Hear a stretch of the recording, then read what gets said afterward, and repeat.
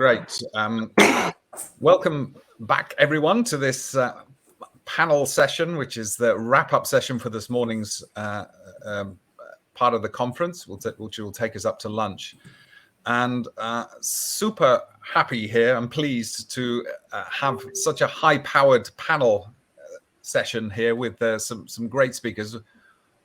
One or two who have already spoken, but there are more great speakers here. And so what I'll ask each of them to do, just as a kickoff, is to do a short introductions, just so you know who's on the panel and where they're based and who they work for. So any of you want to kick off first? I can go first, happily. Right then, Jens. My name is Jens. I am a sales professional working since 20 plus years in different verticals, have done a lot of sales experience. For the last 8 to 10 years, I've been working for software companies. I have spent the last 5 years in the CX world. Yes, and most recently, 6 months ago, I've joined Medallia to help Medallia build the commercial team for the DACH region. And I'm absolutely thrilled to be here today. Great. Happy to go second. Good morning, good afternoon, everybody. Based on where you are, my name is Giuseppe or Beppe di Riso. I'm Italian and Swiss, based in Zurich. I'm an insurance executive. So I'm a kind of user of, intermediate client of CX. My professional experience spans across 3 main cornerstones. Number 1 is consumer. Number 2 is financial services. And number 3 is tech. So I started my career in consumer goods a few years back in the marketing and sales roles in P&L. Then I moved on to consulting, where I just delved into financial services. And after consulting, about 12 years ago, I moved into insurance. So first I've been a few years life and health insurance, primary insurer.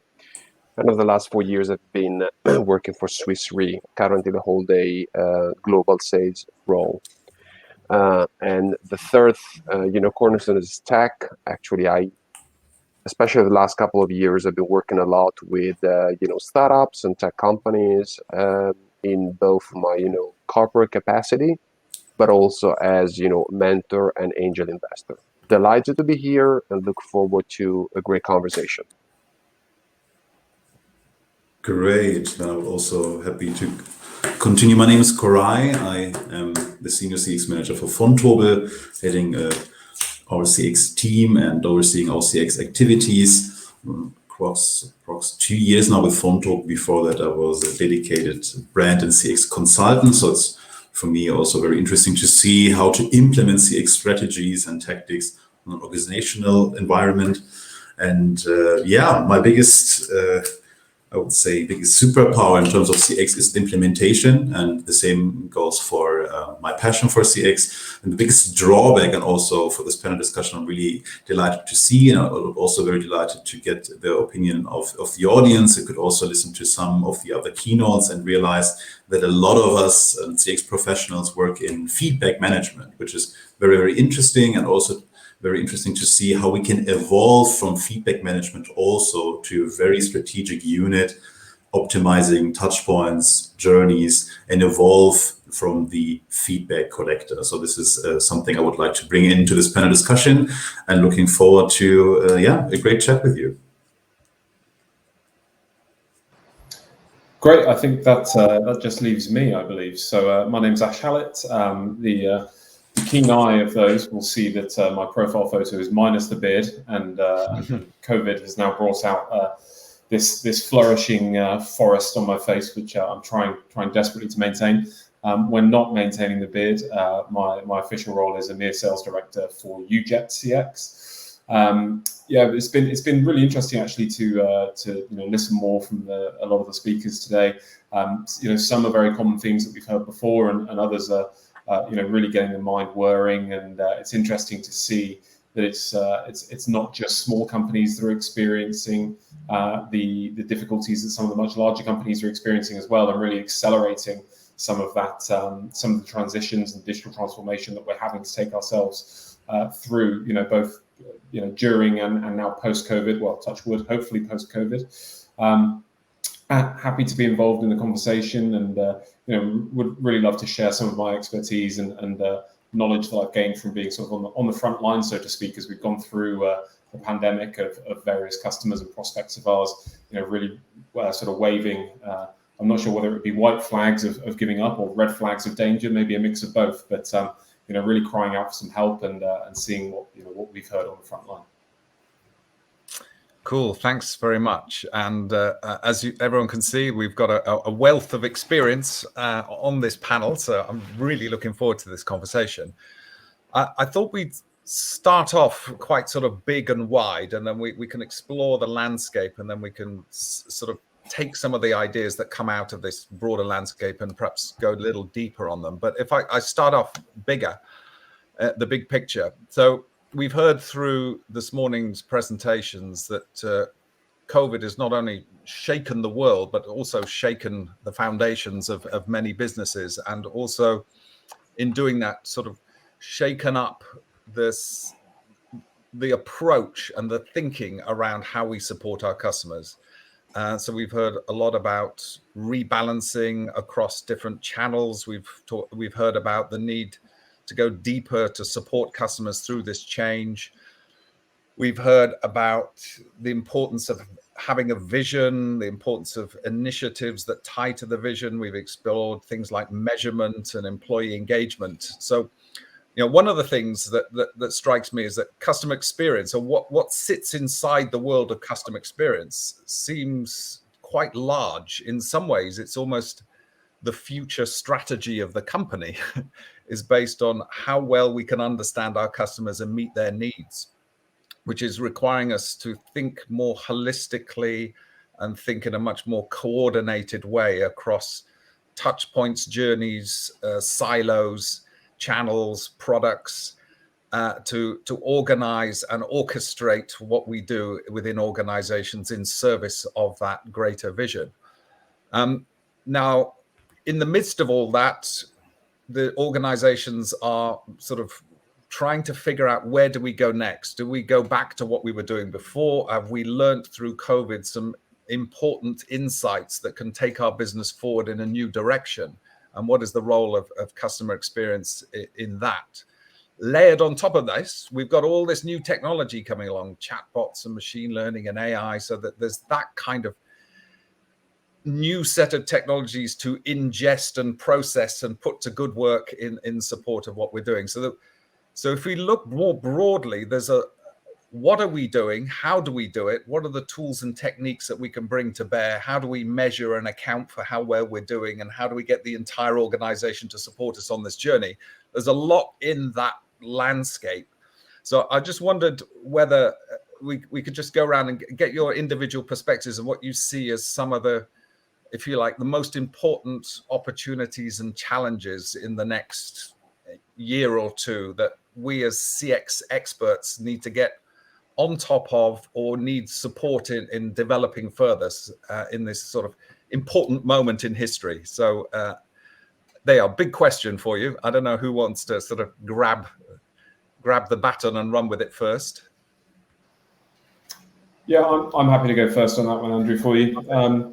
It's interesting. I was again, much as we were bombarded with knowledge earlier from some fantastic keynote speakers and some fantastic questions as well. One of the things that I think that the industry as a whole really has the chance to spearhead at the moment, and is incredibly prevalent in everyone's mind, both during and now post-pandemic, is what I'm sort of terming the health of the contact center. And by that, I don't mean are we getting KPIs? Do we have pretty dashboards, et cetera, et cetera, et cetera? But I think we have a real opportunity to actually spearhead mental health in the workplace and enabling our staff to perform better in environments that are more suitable for them. We've seen a huge increase in remote working, of course. A recent study by a partner of ours, Calabria, a technology partner of ours, they've actually seen that 75% of agents prefer working from home, which probably comes as no surprise to a lot of us. But I think that it comes more naturally to customer service agents to be able to work from home as long as they have the right tool set to do so. tool sets is, of course, an entirely new discussion itself, and I'm sure is a question that many people have on their lips, once a month when there's a blip or an outage or a report they can't run or whatever it may be.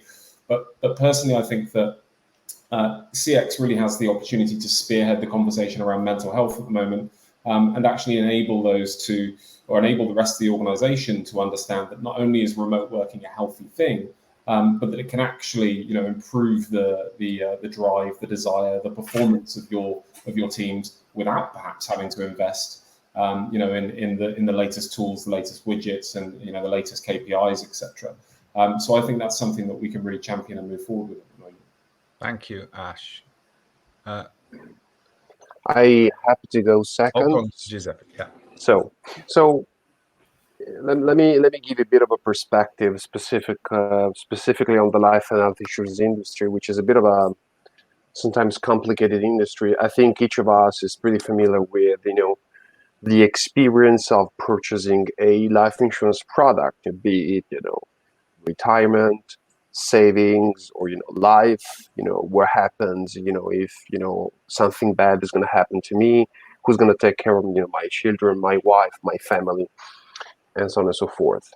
And traditionally this type of, for the consumer experience, right, this industry is pretty odd, because there are two main touch points. One is the moment of purchase, and the second is the moment of either cancel the policy, or maturing the policy and then withdrawing the savings, or if something bad happens, paying a claim.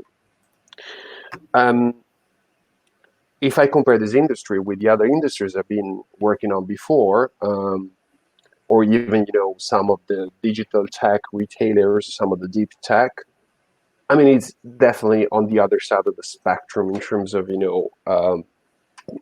proximity to customers. So what happens throughout the COVID? So throughout the COVID, what we have seen a few fundamental shifts, and an acceleration of a few fundamental trends. And I would say number one, around consumerization, right? I would say number two, around the balance, getting the balance right between customer value and shareholder value. And number three, I would say the shift from being a pure risk taker to a life partner. So, and across those three trends, I see customer experience as a fundamental tool, right, as an enabler of all of that.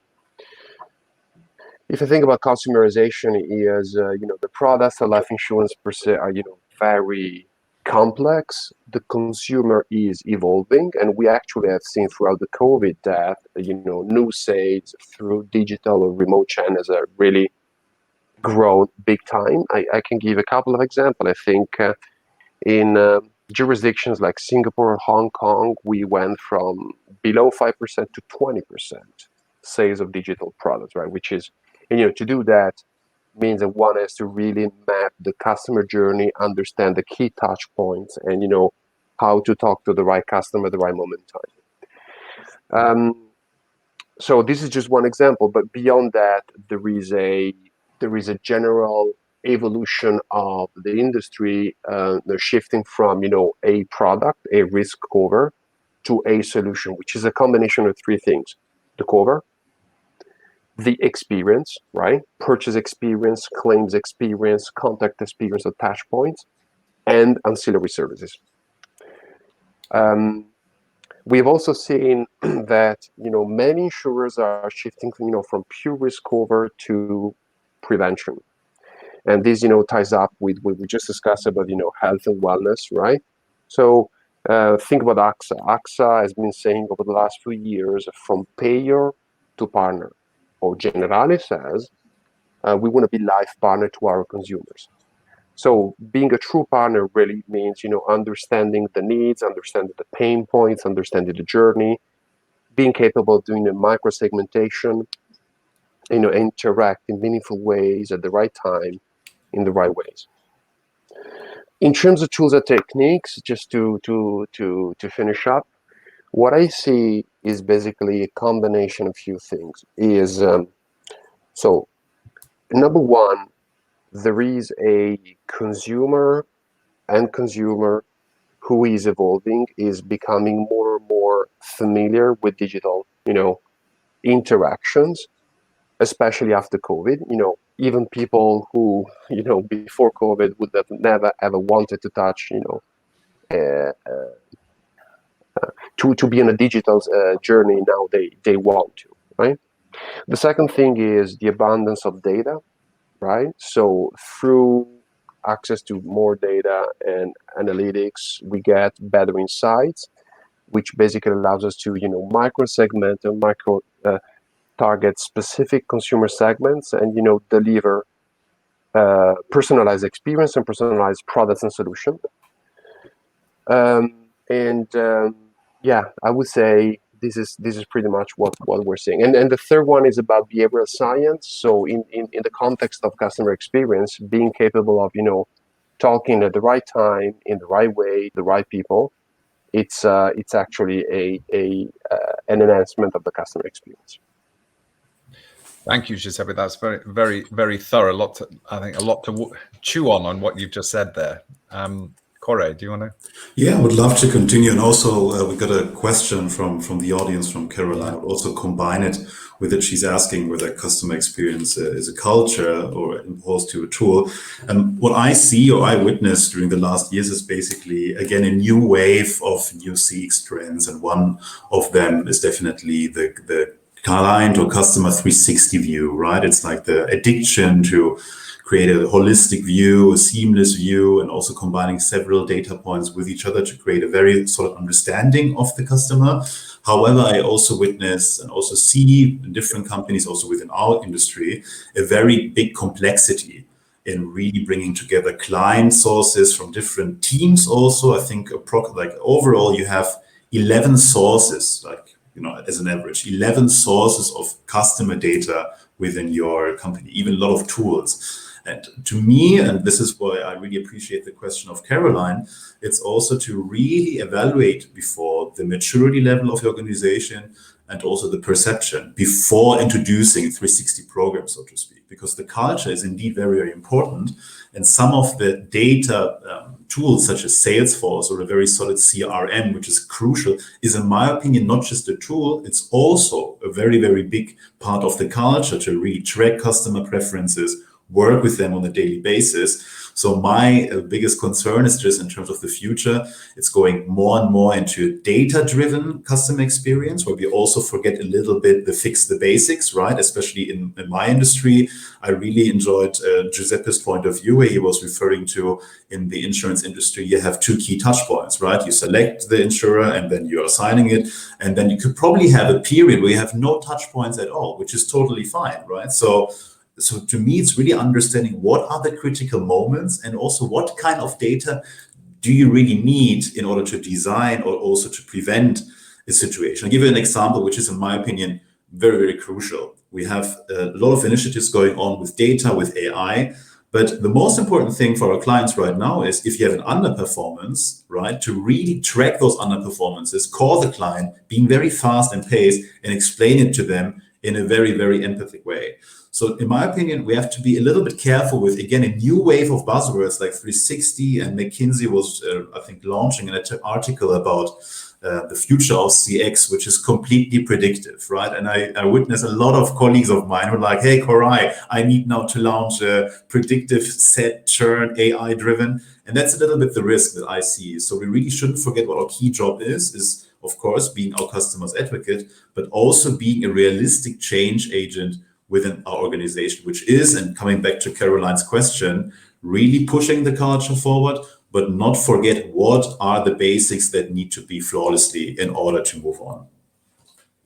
Thank you, Koray. That's I think very, very helpful development of the important points that Giuseppe was making. Jens, what are your thoughts? Yes. I mean, let us look at the history of Medallia first. We are 20 years on the market. 20 years ago, our core business was tailored around hospitality. 20 years ago, I'm just after looking up on Forbes, the market size of customer experience was around 7 billion.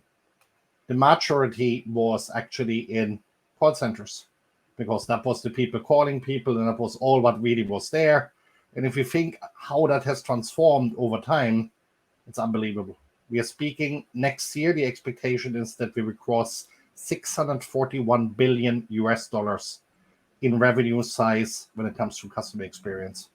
So when we look at what Caroline just said, I absolutely believe it is a culture thing, because the one thing that I see daily is the best customer experience only works if everyone is committed to really deliver on it. I can have all the tools in place. It doesn't help if the person on the phone is not following the friendliness that is required to win the client. One of the things that I think is speed. If you speak about speed, everything is getting faster. It starts with the impatience of, for example, my little one being 7 years old. If the internet is off for 10 seconds, she will have literally a meltdown. And that is the generation that is becoming the leaders of tomorrow. I mean, if you're looking at the Generation Z already is in the startup area, having a huge and ginormous amount of people that have been literally grown up in the 2000s, and they are now leading businesses in startups. So that is impressive. Another thing that I find impressive is there was a lot of, let us call them doubters at the beginning of, say 2018, when I ran clients and I was speaking about digital transformation, and when I was speaking about the importance to change from I have the mortal and I have the beautiful stones and I'm in my bricks and this is my shop and it's beautiful. A lot of people didn't see the need to change. And then one pandemic later, everyone had to change. I think what a lot of people misjudge is, and what no one is really talking about, is the amount of businesses that have gone bust over this because they couldn't transform fast enough. What is misjudged, in my opinion, when it comes to trends is the amount of people that financially are struggling now, that cannot afford no more solutions because they literally had to go and drive back massively in their spend and stop basically spending on anything. And what I also believe when it comes to customer experience, in my personal opinion, is it has changed massively. Customer experience in the past, it was a little thing, be friendly. It was a little thing, be nice to people. But when we look at the amount of tools and players on the market, we are massive and strong in feedback management. We are massive and strong in digital behaviors. We are massive and strong in other areas. But there is the likes of Adobe on this market. There is Salesforce on the market. There's SAP on the market. There's so many other companies on this market because it is ginormous. And I think what is the challenge now of the future, at least for me, is to adopt fast on one hand, but also to put your bets on the right horses. When we speak about the right horses, I think with all the choice we have, what is the right choice, right? So, and I think I like that with the previous speaker when she was speaking about how it all starts on a piece of paper. And I think a lot of companies still have, they blow it up by building too much of a strategy and have too much of a plan instead of just starting with something small, have a pilot and build it from there. Besides that, that's my 5 cents for now. Great. Thanks very much, Jens. And some really, really great points already made by all of you. So that's got the mind spinning, both of myself and I'm sure people listening to this. But Giuseppe, there's something that you raised there that I think has been something I've been thinking about for some time, but you've kind of crystallized it beautifully in the way that you described it, which is this question of shareholder value versus customer value, and how we kind of bridge that gap, because often shareholder value gets pulled into a debate about how much we're going to spend this year and how much revenue we're going to get, and that's broken down into quarters. So there is the shareholder mentality drives us into more short-term thinking. And what you outlined is that many of our organizations lay out that the future of their success is dependent upon the ability to nurture and cultivate long-term trusted relationships. And it feels like what's distilling out of that is perhaps two layers of customer experience thinking. There's the very important one, which is the one that primarily we focus on, which is the customer journeys that people go through for setup or dealing with an issue, making a change to a product, which are customer journeys that have multiple touch points that are happening in fairly quick time, which we need to react to and be able to provide the best customer experience. But if we're thinking about a long-term relationship with a customer over multiple years, then there's almost a customer journey that's around how do we evolve and develop that relationship over time. And when we think about that second customer journey, if you like, the one over time, we can take the default mode, which is just react to what's happening, or we can be a little bit more proactive in cultivating and nurturing a customer experience that would encourage customers to stay with us over a longer period of time. So to be aware of the things that are likely to evolve throughout the relationship, be a little bit more proactive in how we might engage and support customers over time, which requires a kind of longer term thinking, a deeper understanding of what value means for our customers.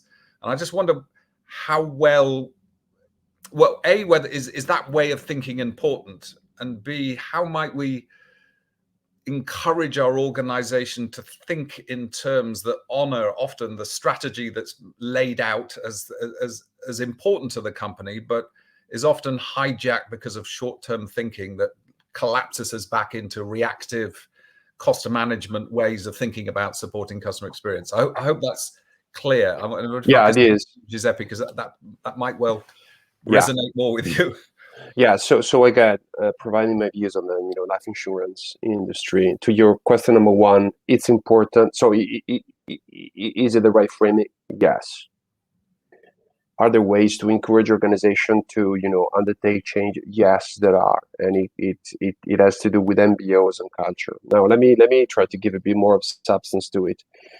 When I spoke about the balance between shareholder and customer value within the life and health insurance industry, I mean, traditionally it's a very given the product complexity, the regulatory complexity, and so on and so forth, products are very intransparent, and the way to share the benefits between shareholders and customer traditionally has been in favor of shareholders, right?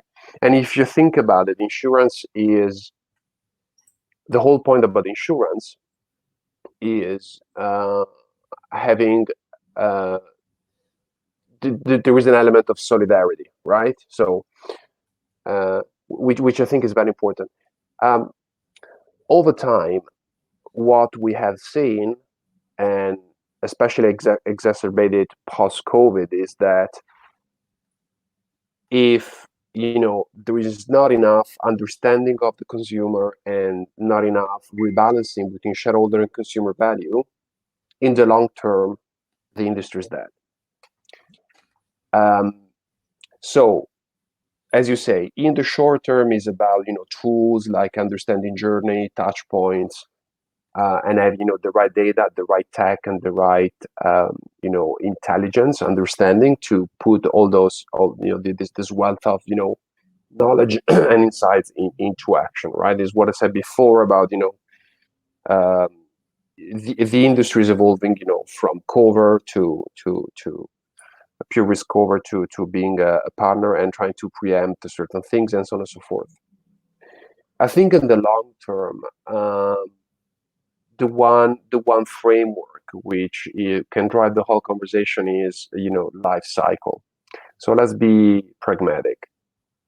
As an insurer, I'm going to onboard Giuseppe, right, as a consumer, on a retirement product when he is at 25.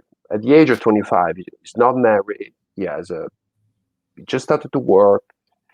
The salary is at the very beginning, so I know he can pay as much as, I don't know, just for the sake of $200 a month in a retirement product.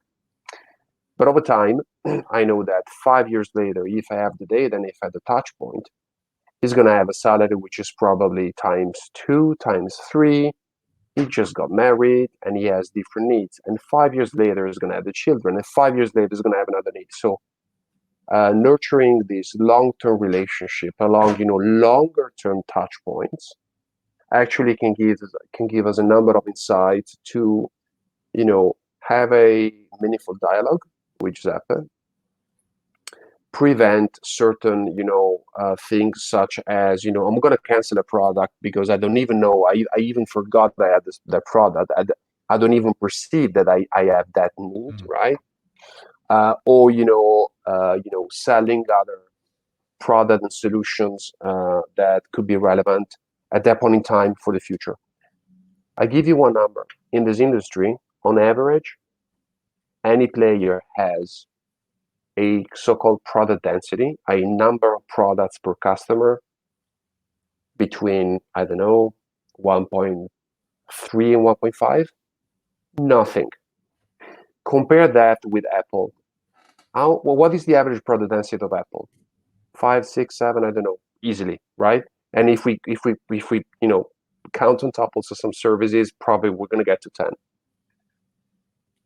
If, I can put myself in the frame of this consumer has 40, 50 years to go to stay with me. I need to, serve him, her, understand him, her, delight him, her.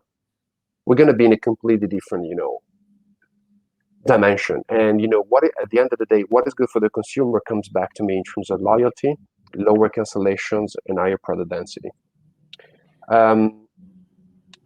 How to encourage that? MBO to start with. So you would see over the last 5 years, the MBOs of the executive committee of the big insurer, there is something around consumer. For example, NPS or TNPS, right? That is starting to drive the change, but that's not enough.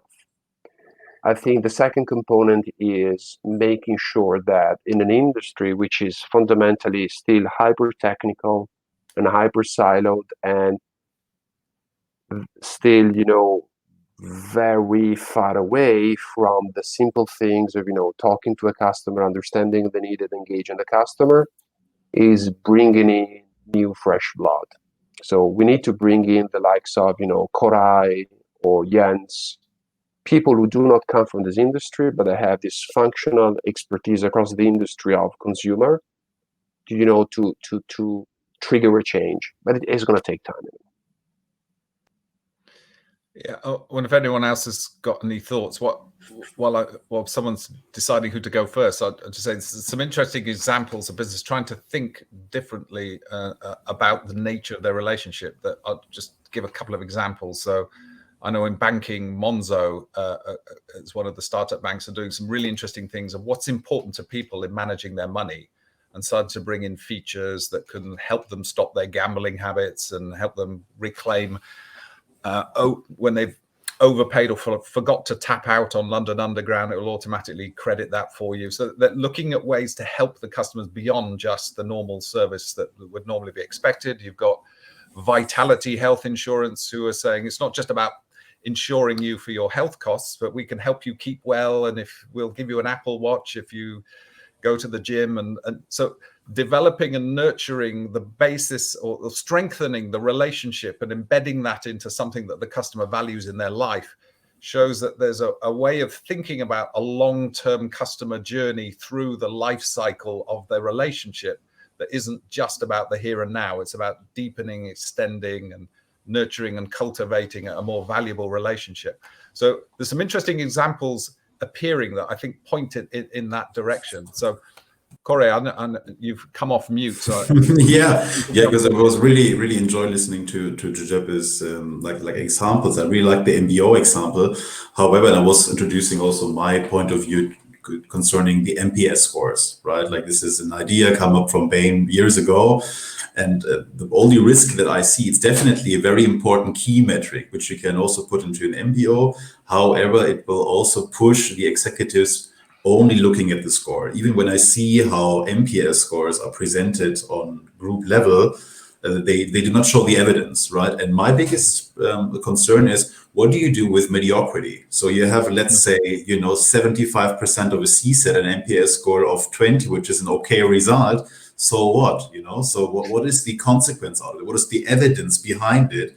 And this is what I mean. So sometimes I also catch like my people in discussing about scores, about different methodologies, but I think we should also rethink the way we do MBOs, because again, CX is a discipline. Even if you look on Wikipedia, where is CX located? Some people will be in marketing. The other people will be in product development. The other people will be probably in sales, right? It depends on the company where you are. So my biggest concern is that we have people in marketing who have never, ever had a coffee or a lunch with a relationship manager, who have no idea about the reality, about what his clients tell them. And this is, I think, what from an executive point of view needs to change. The MBO should require as a necessity for collaboration on projects, which will be difficult, right? Sales working with marketing. What are you guys sitting here? It will be the case, but it will take time. And I think the biggest change booster will be collaboration.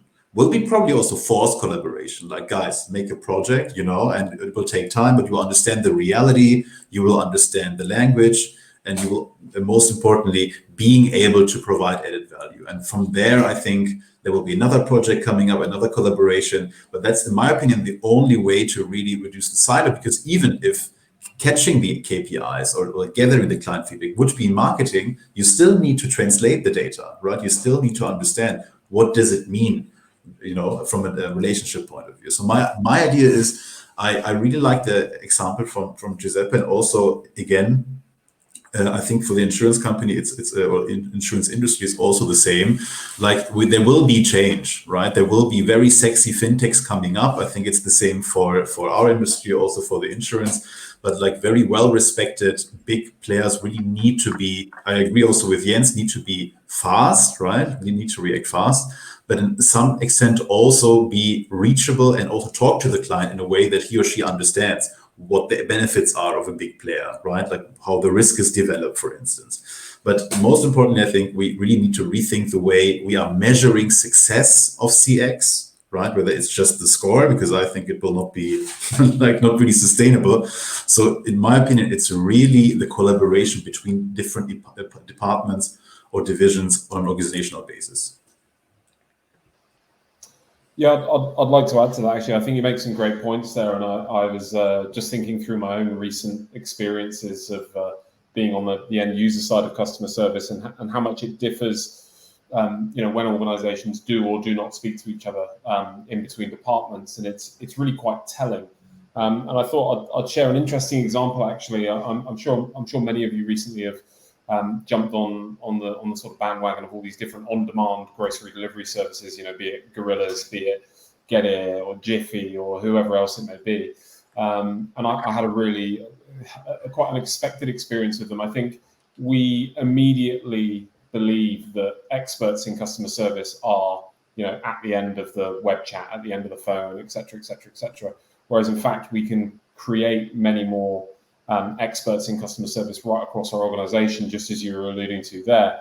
And the ironic example, and I'm the sucker because I'm still using them, so they're doing something right. But I started using Gorillas not long ago. And to be quite honest, the service initially was fantastic, delivery within 10 minutes, as promised, very impressed. But very quickly, across 3 consecutive weekends, I had 3 bad experiences with them. Be it they were delivered late, be it items missing, etc., etc. What I found really interesting, and is sort of the opposite problem for them to fix, as opposed to most organizations, is that their customer service themselves, and I'm not just sharing dirty laundry here, I've reached out to Gorillas personally and told them myself, but their customer experience itself was arduous, long, took a long time to respond to everything. And I thought, right, if this is the level of customer experience in that team itself, imagine what it must be across the organization. But what I've been constantly surprised by is that their delivery people are more pleasant to me in the morning than my girlfriend is. They're happier to see me. They're wonderful when they answer the door. They apologize profusely. They ask me how my day was. They compliment the weather. They do everything. And it's funny that normally you see the other way around, right? You get fantastic customer service because they're trained, they're drilled, they understand all the key phrases and how to achieve KPIs essentially. And then when it comes to the delivery riders, they're often very much so, hold the bag out. Or more recently, we're used to seeing people just leave it outside of your door. So I think there's a huge amount that can be gained. I'm really just piggybacking on a great point that you made. I think there's huge gains to be made if we're sharing these experiences and sharing these expertise across an organization.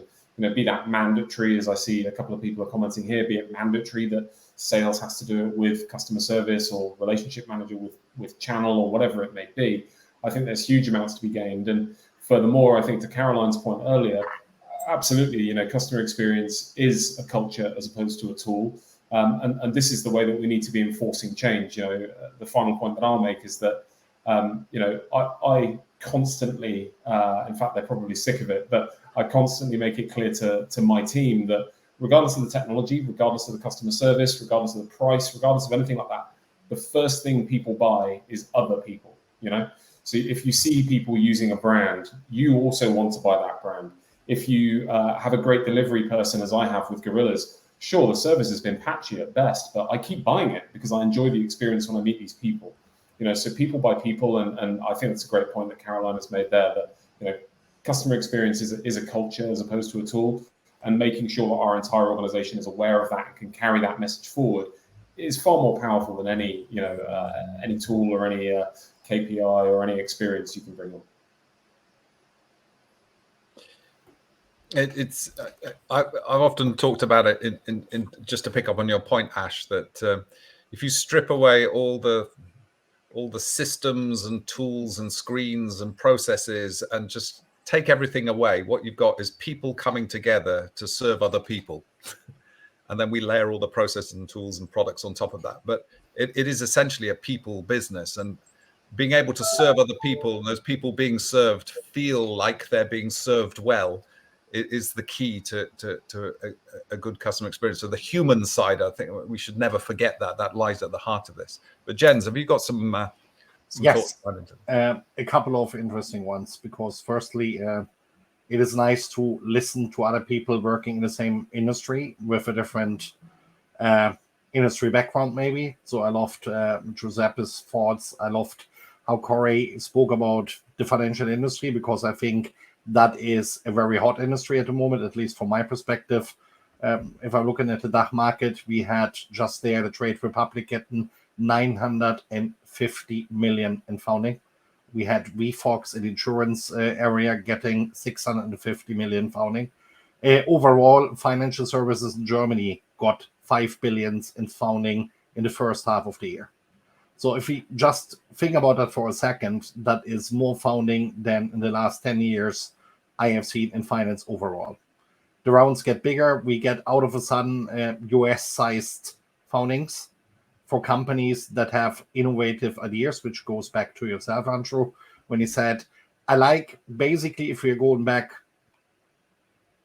to the iPhone, when the iPhone came on the market, and out of a sudden the phones became bigger again, no one believed that this was a necessity. When Siri was there and people started talking to their phone, everyone laughed. I believe we have all A.Lexa, and I'm purposely saying it that way because otherwise you will respond. Plus we have all our Googles and Hives, and it is literally, technology is everywhere. Customer service is everywhere. And I would expand that, because if we're looking at all of these voice recognition things, I could not imagine my life without them. If I want hot water in my house, I use it.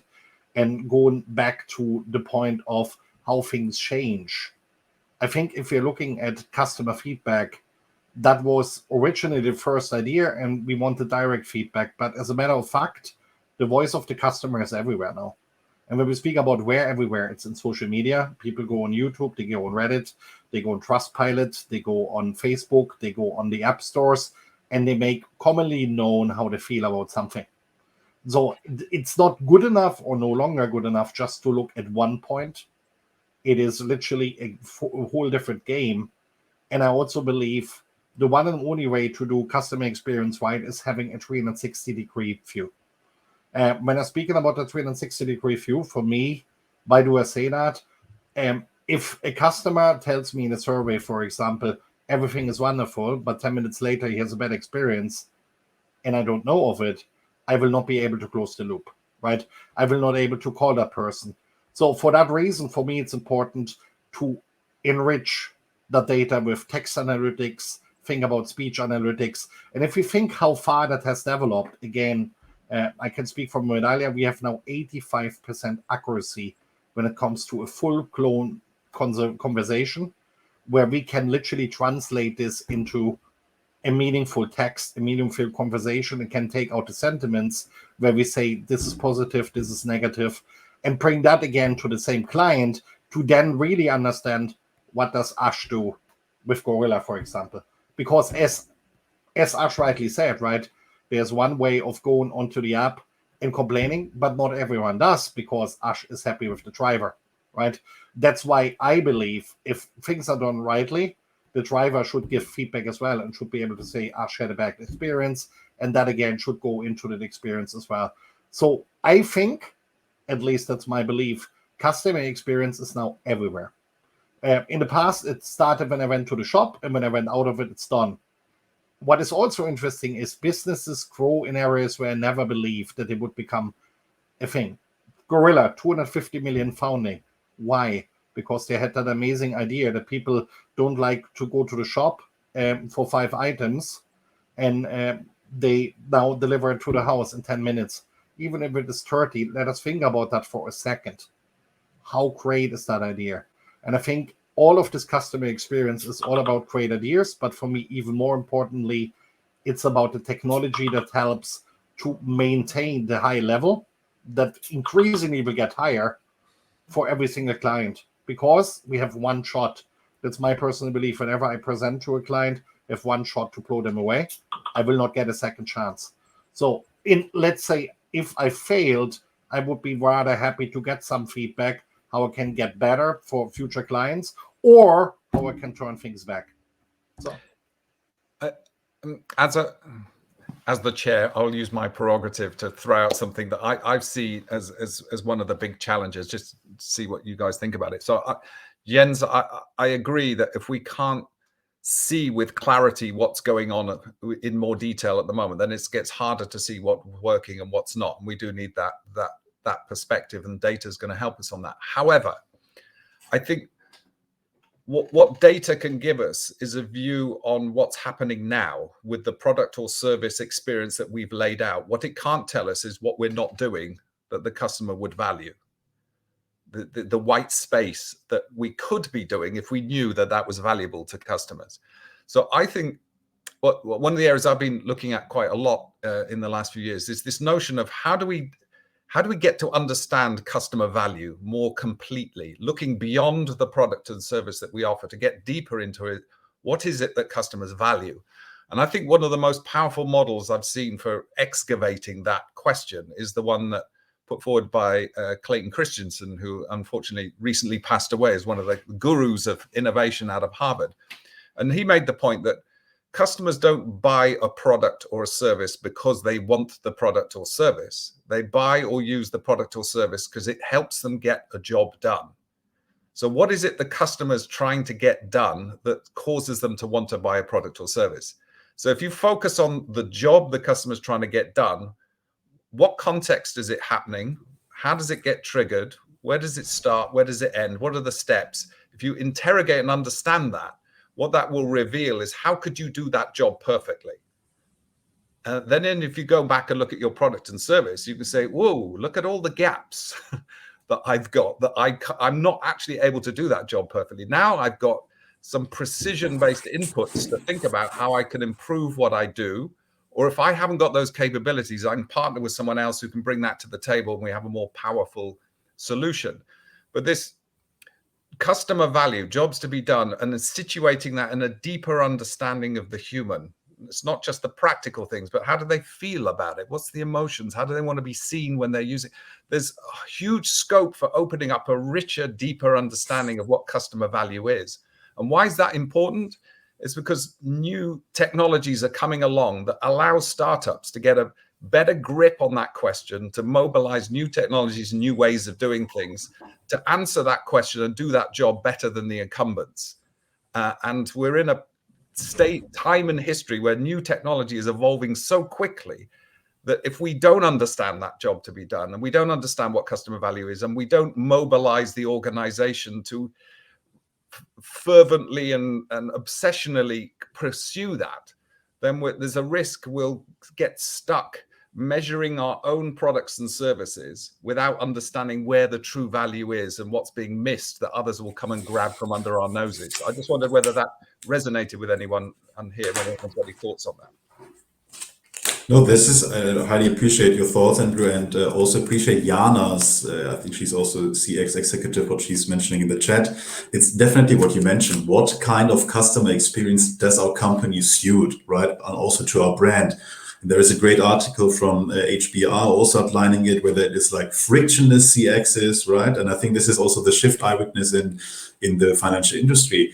You could probably imagine even a private banking digital experience that is flawlessly, but not like, because a lot of people think CX is the cherry on the cake, right? Like the wow effect that you're always exceeding the zero line.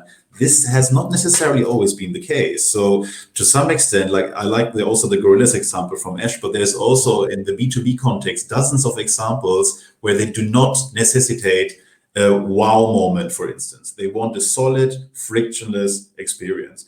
And I think that's really important to have a common understanding, common agreement. What is our ambition, right? And do we also can validate it with what you said, Jens, with the feedback we got, also inviting the clients, inviting also, I really like the example from Giuseppe, he also needed to attend sales meetings back then to really understand what the client's concerns are, even taking executive. I know executives who have never met a client, so that's even the case. So, and mixing all those different sources to get a common agreement, which leads us to know also in line with our brand, right? What do we stand for? What kind of experience type do we want to offer our clients? I think that's critical to move forward. Anyone else want to respond to that? It's also perhaps a way to kind of wrap up and reflect as we come to the end of this session. So you don't have to just respond to the points that I raised, but more general sort of closing thoughts as well. Anyone want to go next? Yeah, I'll happily just sort of summarize my thoughts on the session and to add to what Mavruk said there around, it's important to understand what sort of experience you want to deliver. And just to echo my point at the start, and again, I'm jumping on the bandwagon as the International Mental Health Day fell on Sunday, so we haven't given it enough credit this week. I think it's really important that not only do we understand the type of service that we want to deliver, but the type of culture that we want to build, which enables delivering that service. Going back to my point of people by people, you cannot possibly expect a team that is undermotivated or struggling with their mental health or struggling to feel more involved in the workplace when they're working remotely. You cannot possibly expect a team that isn't properly enabled and properly supported to deliver an experience that your company and your customers would be proud of. So I think there's a few of those sort of those key pillars to touch upon, and certainly mental health as we come out of the pandemic is incredibly important. So if there's one thing that you take away from me today, whilst I should be pushing the agenda of UJET, I'm sure, but if there's one thing you could take away is really consider more what you could be doing for your own workforce to help them deliver that experience, because it will deliver far more value for money than you'll find from any product out in the market. Super important points, Ash, and thank you for raising those. And I think they've gone down well with the attendees as well. I think we didn't dwell enough on that topic, but yeah, mental health and the well-being of our employees. If that isn't there, then all of the rest we're talking about isn't going to happen. So it's foundational. Jens, do you want to go next? Yeah, absolutely happy. I think one of the things that is very true is when we speak about the importance of people, I do agree, because people buy off people. That's one thing. The other thing is, I think what a lot of people crave the most is the closeness to see someone, to be with someone. And I like also the aspect of the mental health, because as a massive supporter of Movember, I can tell that the need of organizations like Movember or Darkness into Light has become far more important now than ever, because a lot of people, they struggle, and they struggle for a reason that is very much in our DNA, because we are not meant to be alone. We are not meant to sit in front of this computer. And do we like it or not, we are a herd animal, and we like to be around each other, and we like to hang out with each other, and we go for lunch and go for a coffee, and all of that died from one day of the other. So there was no warning. And if I look at my children, there was a massive change in their life as well, because out of a sudden dancing became online, piano lessons became online. Out of a sudden there was no football, there was no horse riding. So life has certainly changed. And again, what I like is the creativity that people came up with. Out of a sudden you have now Zoom ballet classes. Out of a sudden you have Zoom piano classes, right? And a lot of them, they are just successful because now they can reach a further audience. People don't have to go there no more.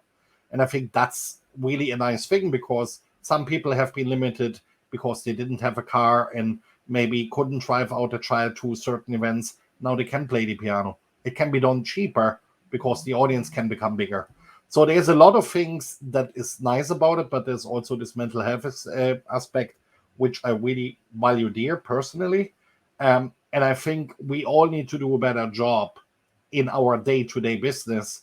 I lead a team of 5, but sometimes I catch myself by going on about things and not realizing that I should have asked, how are you? How is your family? How is your mom? Because we take it for granted and assume we jump into the Zoom meeting. It is a meeting and it is business. But at the end of the day, one of the things that Medallia is very proud of is the fact that people don't buy products no more, they buy experiences. Going back to what Ash said with Gorilla, if the driver wouldn't have been so nice, he wouldn't have had such a nice experience, the other experience would have overweighted, and he missed products. Let us think about that. He said that there was not enough products delivered, but yet he had a good experience, and for that good experience, he keeps ordering. So, and that's really, I think, when we speak about customer experience, we make it out to be this fancy new word. A, it is around a long time. B, and I think that is important as well, it always has been important. It always has been important. It just changed. And it is now more about data, because in the past, you couldn't really look at the data, and now it has become data-driven. It is more about breaking the silos now.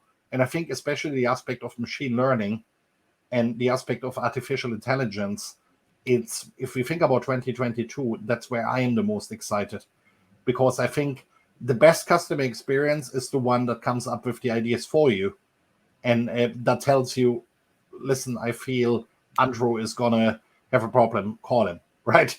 Instead of just waiting till you have a problem. It's like, hello Andrew, I just thought I'd check in on you. So, and that's where I believe artificial intelligence has to head. I don't want to take too much time because we have only 2 minutes left, but I wanted to thank all of the panel because I really enjoyed talking with you guys.